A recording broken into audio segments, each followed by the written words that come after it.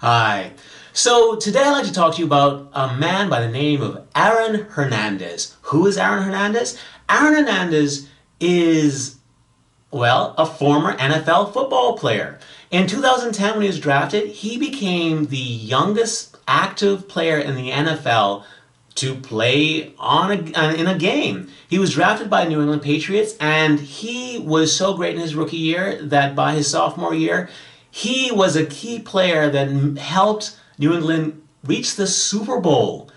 And he caught one of super quarterback Tom Brady's passes, scoring one of two touchdowns during the Super Bowl. In 2012, he was rewarded for his great play by receiving the largest ever contract extension for an NFL tight end, which was the position that he played, and it was the second largest contract extension in the history of the NFL. Unfortunately, in 2013, Aaron Hernandez was convicted of murdering his good friend after he shot him 6 times, I think it was, in the chest and in the back. He received a life sentence for that, and you might be asking, why am I talking about him?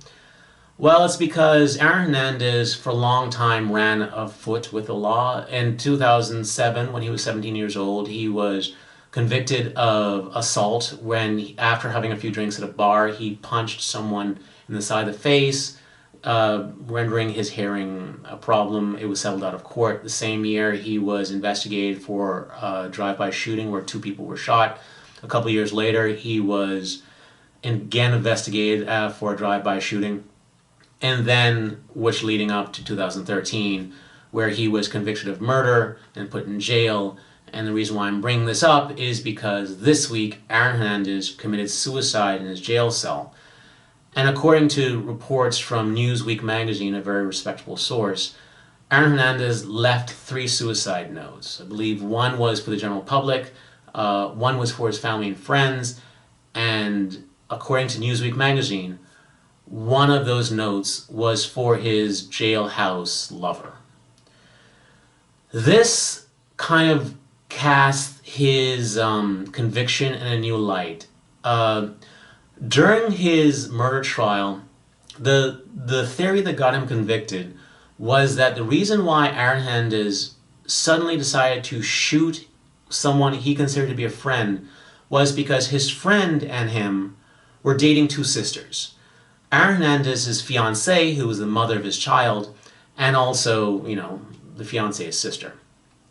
And apparently, his friend found out that Aaron Hernandez was having sex with men and apparently had threatened to tell, or the theory was that the friend, who the victim was, threatening to tell his girlfriend, and his girlfriend, of course, was the sister of Aaron Hernandez's fiancée, and to keep him silent, the theory is that Aaron Hernandez killed his friend, shooting him dead.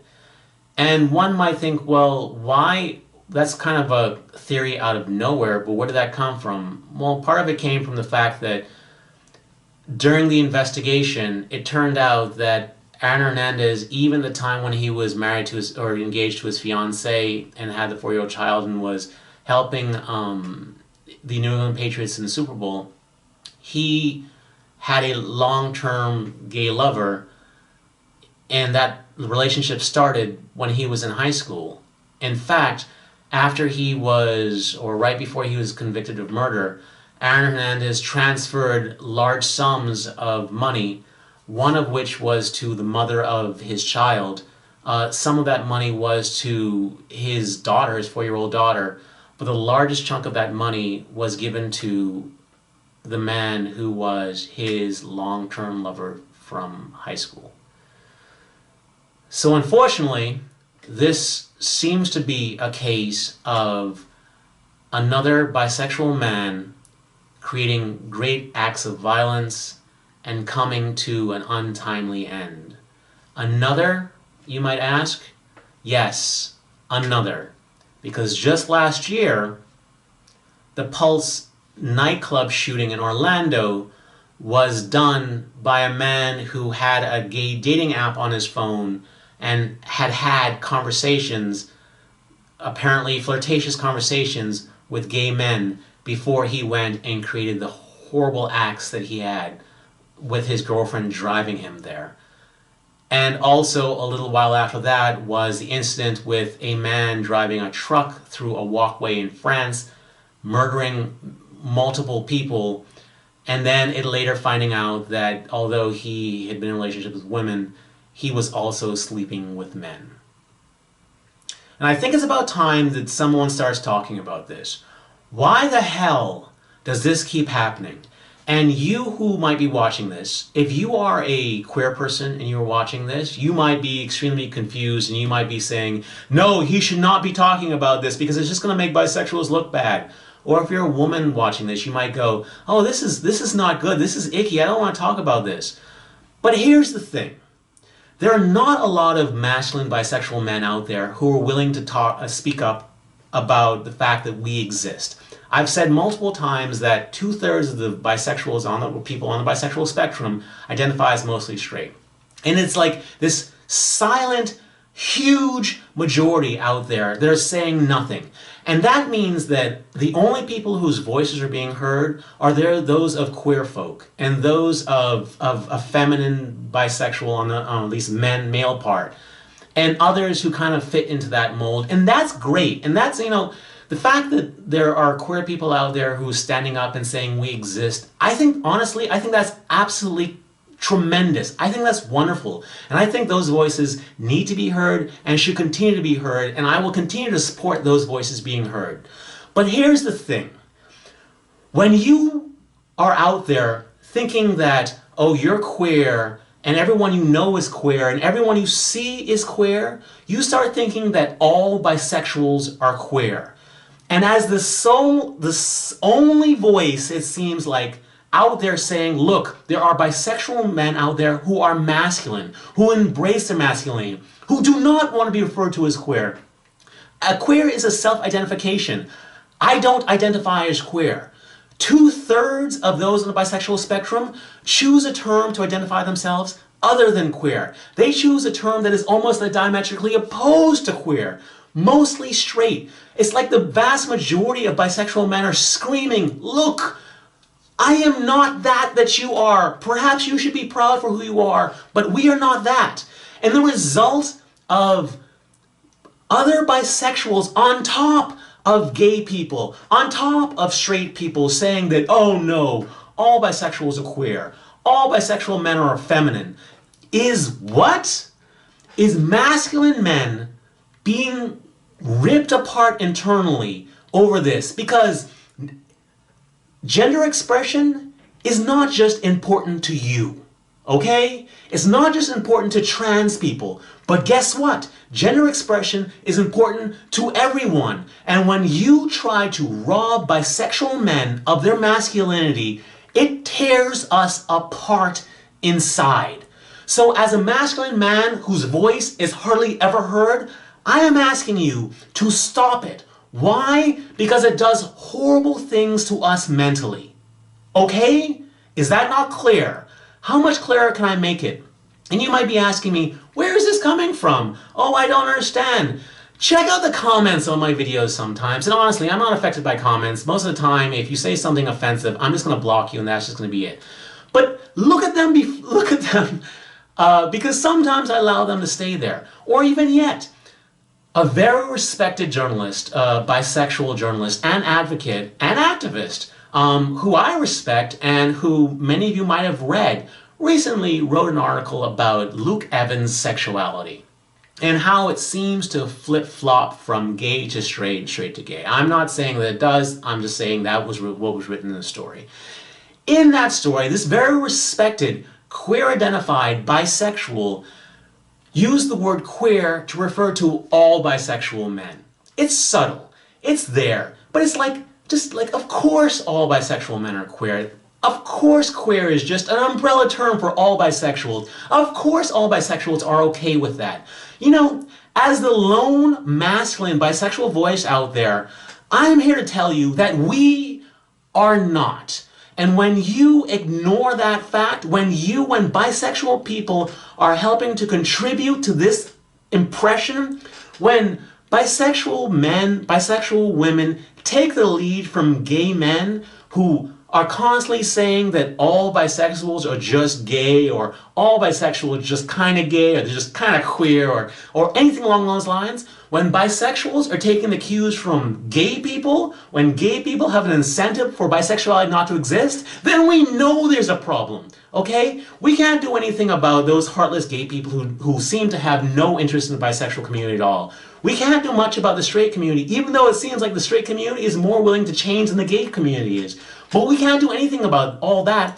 All we can do is look after ourselves. Yes, us, but within ourselves. How do we stop really horrendous acts being acted out by bisexual men, by masculine bisexual men? It's by giving them the space to be who they are and stop ripping the masculinity from them by telling them that they are something that they are not, by forcing an identity on them that they don't identify with. If you stop doing that, that would be step one on allowing bisexual men, masculine bisexual men, to embrace the bisexual identity. It would be step one of increasing the bisexual community by 2 or 3-fold.